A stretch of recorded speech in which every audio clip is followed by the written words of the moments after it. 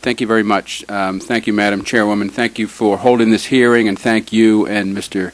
Shabbat and others on the committee for your leadership in assuring that small business is taken care of and their interests don't fall through the cracks. So thank you, and it's good to be here to talk about the 4 FTAs. We have negotiated agreements with Peru, Colombia, Panama, and Korea, and Peru will soon be considered by you on the House floor, we expect next week. So this hearing is very timely, and we appreciate it.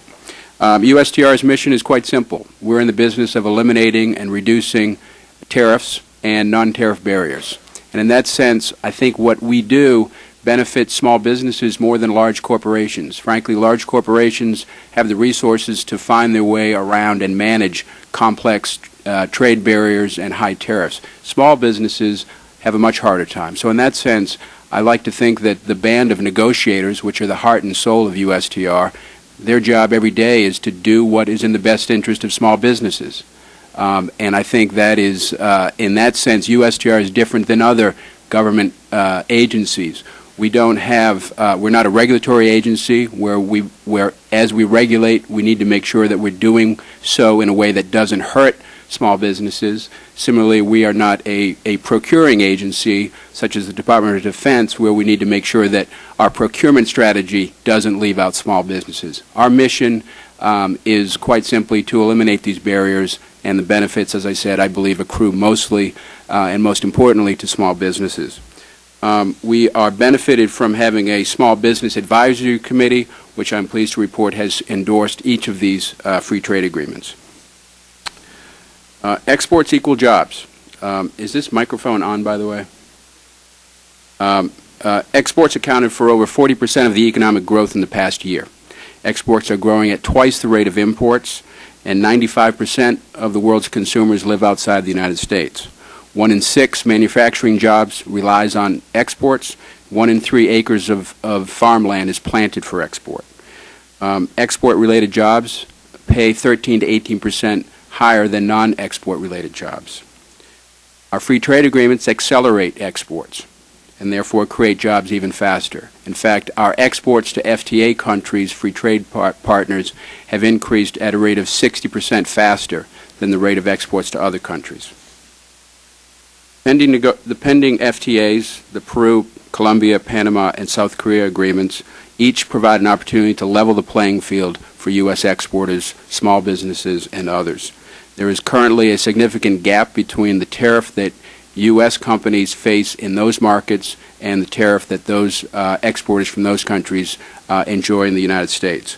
Each of these agreements serves U.S. interests and respectfully suggest they deserve the support of each and every one on this committee. I'd like to now briefly discuss each of them in the order in which they were negotiated.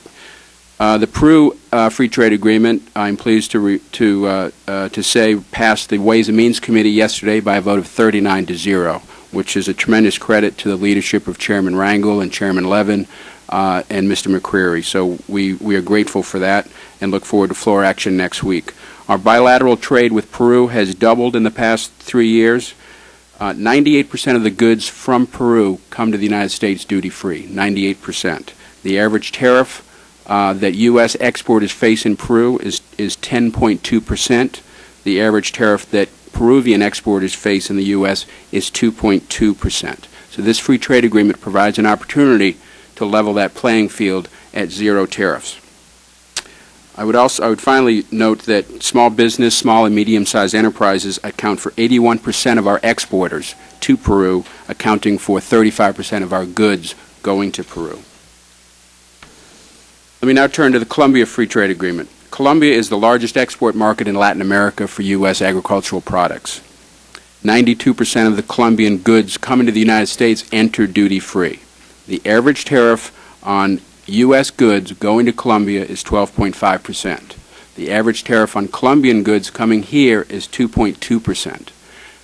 Last June, this Congress, by an overwhelming majority, voted to renew the Andean Trade Preferences Program, which is a terrific program that has helped to solidify economic growth in that part of the world.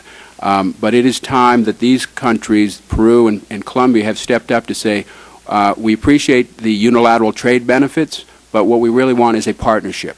We want a free trade agreement that helps to lock in duty-free access for both sides and provide other benefits such as assuring better protection of intellectual property rights and other benefits.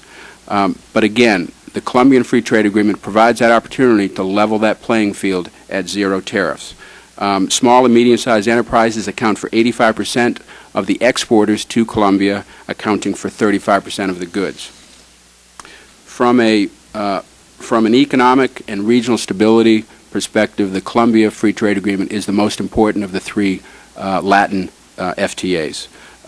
Colombia, as many of you may know, has suffered in recent decades through effectively a civil war. It's been a country that has had more than its share of turmoil and violence, and to President Clinton's credit, in the late 90s, he proposed Plan Colombia, which this Congress has supported initially when President Clinton proposed it, and during President Bush's term here to advance and promote Plan Colombia. Plan Colombia, in a nutshell, has been a stunning success in helping that country move back from a brink of chaos and implosion to a point now where, speaking of business, Colombia was on the front cover of Business Week this summer as one of the critical emerging markets in the world.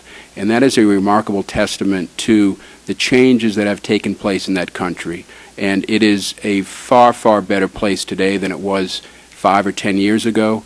I had an opportunity to meet recently with General Barry McCaffrey, who many of you may know. He was President Clinton's drug czar, and he was recently in Colombia, and he summarized his assessment of it as being night and day from what he saw in the late 90s. So there's been a remarkable turnaround in that country, and to reject their offer, their entreaty to have a bilateral trade agreement would be a very serious debacle in U.S. foreign policy, and it is my hope and my belief that at the end of the day this Congress will give its support to that important agreement.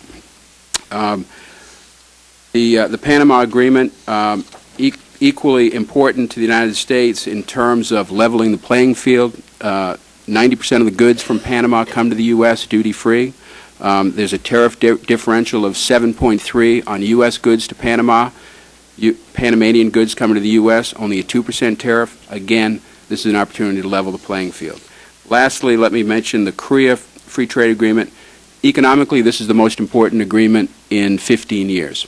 It is our 7th largest trading partner.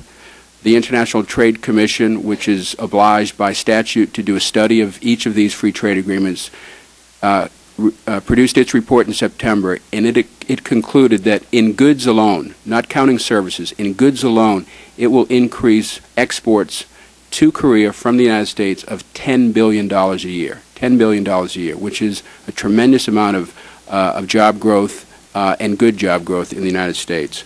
Again, the Korean tariffs, U.S. goods going to Korea, average tariff 12.1%. Average tariff on Korean goods to the U.S., 3.5%. Again, this free trade agreement provides an opportunity to level the playing field in a way that I think small businesses and large businesses will benefit. Lastly, let me just say that if we do not move with dispatch to approve these agreements, we will not only miss an opportunity to level that playing field as quickly as possible, but we need to be mindful that the playing field will get more unlevel. The world will not wait while we contemplate whether to have these bilateral trade agreements. Europe, Canada, other trading partners of ours and competitors in these markets are moving forward with trade agreements, and it is important that we not find ourselves in a situation where we're facing tariffs, our small businesses are facing tariffs in those markets, and our competitors are not facing tariffs. Thank you very much.